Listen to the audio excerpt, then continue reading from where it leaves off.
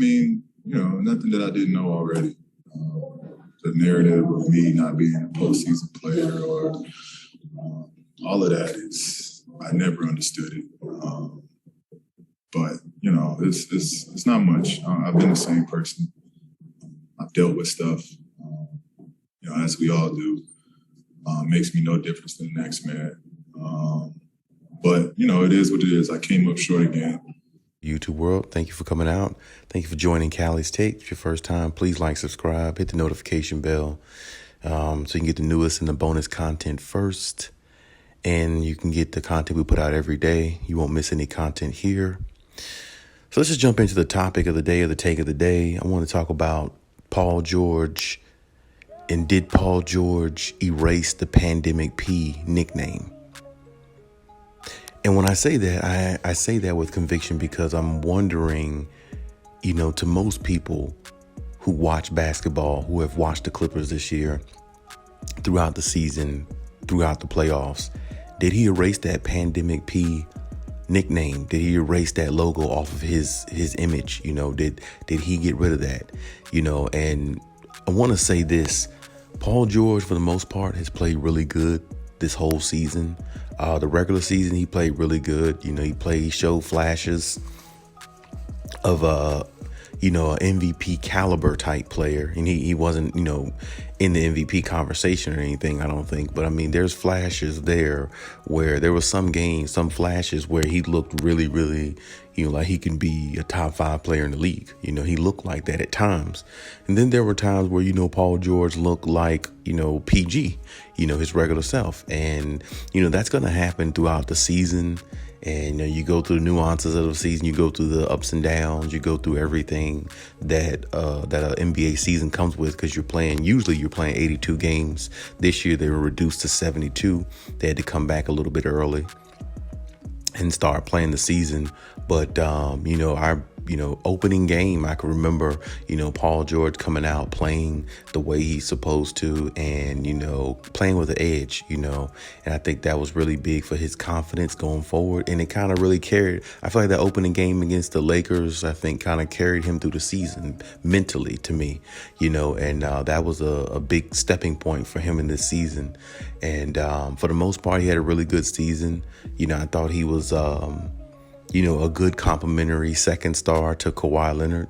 I thought, him and Kawhi Leonard started to seem like they were figuring out each other a little bit more, and I feel like, Paul George really, solidified his role with the Clippers when he showed in the season, this past season here, that he was, a good fit, with Kawhi Leonard once he learns how to, manage the game and play and look at the game from a different angle. And I always figured playing with Kawhi Leonard, he would figure that out eventually. And, so why I wanted to say personally that I feel like Paul George, if anything, if any doubters out there look at him in any type of way, one thing I think everybody can agree on, his mental was a lot better this year.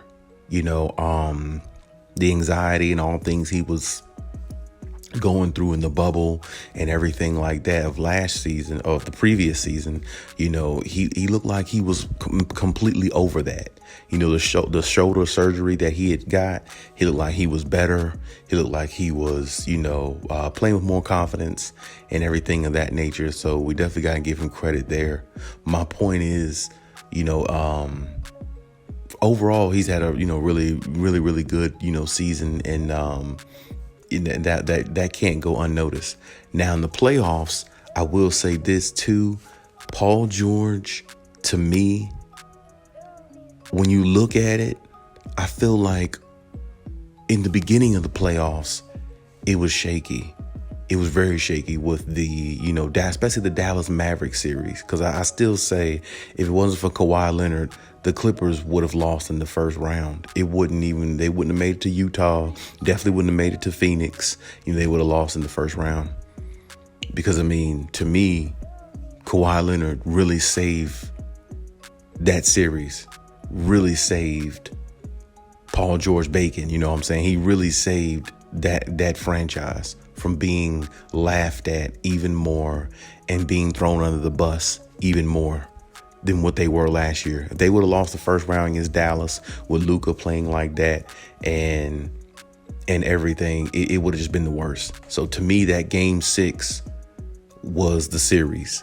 When Kawhi scored that 45 and 6 with like 2 steals, 3 steals, that was the series right there. That was. And to me, that was another situation where I saw Paul George play well in stretches, but it wasn't overall his best performance, So, but I will say, they got past that round. They didn't lose. They found a way to get through it, and that's all that matters.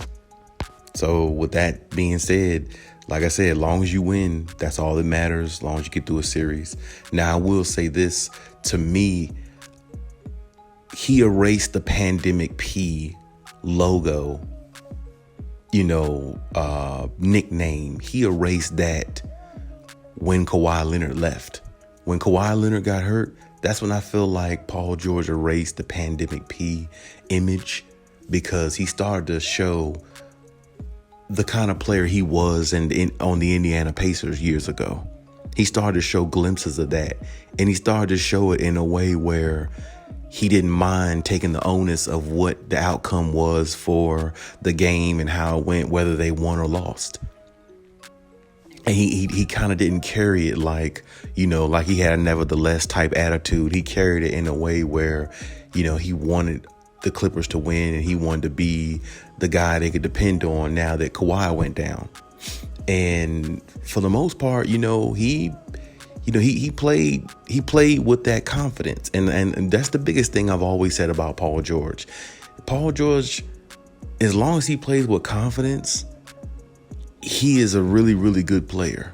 He is a really good player if he plays with confidence. But if at any point his confidence gets a little shaky, it's like he becomes one of the worst players to play with, because I don't look at Paul George as a self-starter type guy. I look at him more like, he needs to be pushed to swing.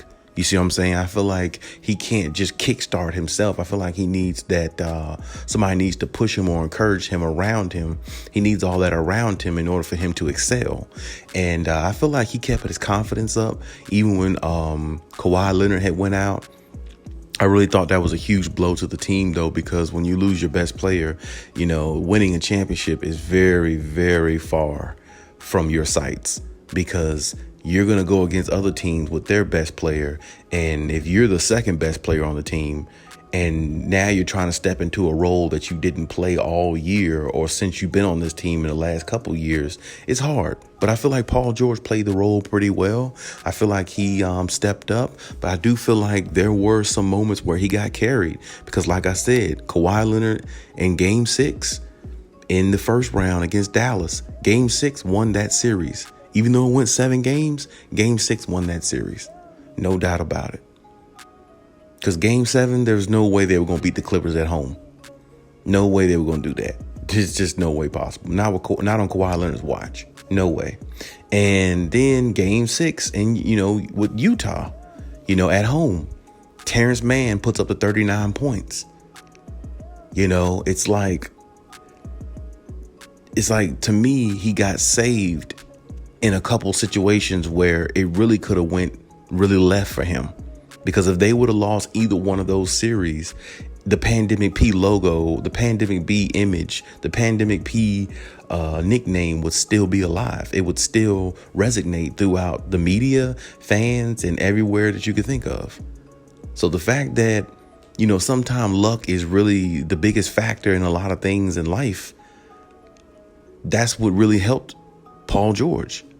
Those 2 series where he got saved, where he didn't have to expend too much energy and somebody else took over for him, that really allowed him to get to where they got to against Phoenix. And, he started to, show that, he can he can come out with the mentality and have the confidence. Now, I will say this too. The 2 missed free throws against Phoenix, that did look like pandemic P. I'm not going to lie. I can't put that, I can't overlook that. But I will say this also in his defense. I know he was gassed. I know he was tired. But at the same time, I understand everybody's tired. Everybody's injured. Everybody's hurt. You cannot use that as an excuse. But there were times, I will say, he reminded us of the pandemic P image. But overall, the confidence, the mindset, and the way, he went out there and put it all on the line, put it all on the floor, left it out there. That was impressive to see by Paul George. So to me, if you ask me, I would say he erased the pandemic P image. But at the same time, he could have done better. But in my mind, he did erase the pandemic P because his confidence was better, and he didn't seem anxiety. He didn't seem like something attacked his anxiety. It didn't seem like his mindset wasn't where it was supposed to be. So the pandemic P has been erased, in my mind. So I definitely know he could have played better these last couple games. Well, the last game he did drop 41 points. That was great. But I know he could have put together a few better games. But like I said, at some point it was going to end up getting the Clippers because Reggie Jackson's really good. I thought he was great. I hope they find a way to bring him back, which is going to be very, very tough because he's going to deserve a huge payday. But it doesn't matter. You can have Reggie Jacksons. You can have a lot of players, Boogie Cousins, Paul Georges, it doesn't matter. When you don't have Kawhi Leonard, it changes the dynamic of everything that team is about. Because that team is centered around him and was built by him basically to help them win a championship. So if you don't have Kawhi Leonard, you go up against a team like the Suns, who knocked off the Lakers, who swept the Denver Nuggets with the MVP Jokic on there. You're going against a juggernaut. And that's the type of team you need your best player. And they didn't have him. And Paul George tried to step in. He did the best he could. And we gotta give him gratitude for that. But at the same time, hey, it wasn't good enough. And Paul George said it last night. It wasn't good enough. So we definitely have to leave it there. But as far as the pandemic P, I personally give him a pass on the pandemic P. I'm just going to call him PG or Paul George. The pandemic P should be over with. And that's just my take on it. But hey, leave any comments in the comment section. Let me know what you think about the pandemic P image. Has he erased it or not? Or, let me know what you think. We can talk about it. And hey, Cali out.